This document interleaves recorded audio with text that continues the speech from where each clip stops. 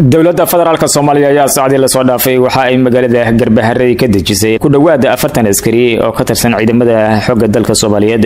Askartana ayaa hore u joogay magaalada Doolow oo ay kula dagaalameen ciidamada Itoobiya kadib markii ciidamada Itoobiyaanka ay weerar ku soo qaadeen xarunta hay'adda nabadgelyada ee sidoo qaranka ee Soomaaliya ee NISA ay ku lahaayeen Doolow. waxaana halkaas ka dhacay dagaalada xoogan oo dhaliyay dhimasho iyo dhaawac. ciidamadan oo laga qaaday magaalada Doolow ayaa la dejiyay xero ku taala magaalada Garbaharey sida ay sheegeen dadka deegaanka.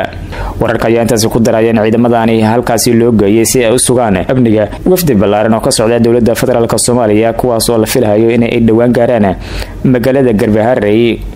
waxaana la tilmaamay in wafdigaasi uu qayb ka yahay guddiga madaxa bannaan ee doorashooyinka qaranka iyagoona la filayo in halkaasi ay ka bilaabaan diiwaangelin iyo sidoo kale diyaarinta goobaha loo asteeyay doorashooyinka qof iyo codka ee ka dhacaya gobolka Gedo gaar ahaan Garbaharey. ciidamadan ayaana ah kuwo lagu talagalay sugidda amniga magaalada Garbaharey sidoo kale doorashooyinka qof iyo codka ee ka bilaabanaysa gobolka Gedo. ciidamadan la geeyay Garbaharey waxay ku soo aadayaan iyadoo dhawaan la filayo in magaalada Kismaayo uu ka furmo shirweyne u dhaxeeya mucaaradka iyo sidoo kale maamulada Puntland iyo sidoo kale Jubbaland.